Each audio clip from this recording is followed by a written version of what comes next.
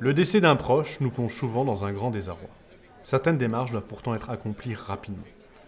Vous devez d'abord déclarer le décès à la mairie. Elle vous délivrera plusieurs exemplaires d'actes de décès. Prévenez sans délai l'établissement bancaire du défunt, car tous ses avoirs, sommes d'argent, plan d'épargne, contenu du coffre, entrent dans sa succession. Pour connaître tous les comptes détenus par le défunt, vous pouvez demander à la Commission nationale de l'informatique et des libertés à consulter le fichier des comptes bancaires. Vous devrez fournir un certain nombre de documents à la banque. L'acte de décès, la photocopie du livret de famille et ou un extrait d'acte de naissance, et s'il y a lieu, les originaux des contrats d'assurance, assurance vie par exemple, souscrits par le défunt et les coordonnées du notaire en charge de la succession.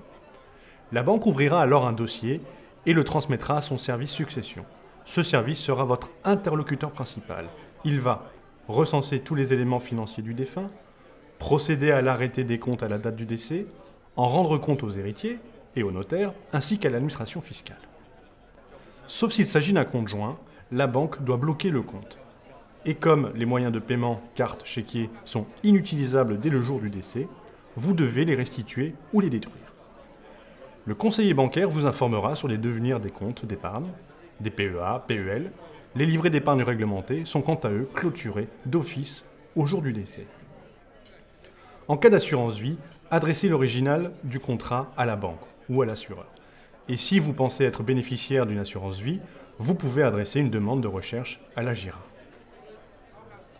Si le défunt avait des crédits, la banque vérifiera qu'ils sont bien couverts par une assurance décès qui pourra prendre en charge leur remboursement. Enfin, pensez que le défunt a pu prévoir le financement et l'organisation de ses funérailles avec un contrat obsèques. Vérifiez dans ses papiers. À défaut, si le solde du compte du défunt le permet, la banque pourra acquitter tout ou partie des frais funéraires sur présentation de la facture et dans la limite d'un plafond fixé par arrêté ministériel.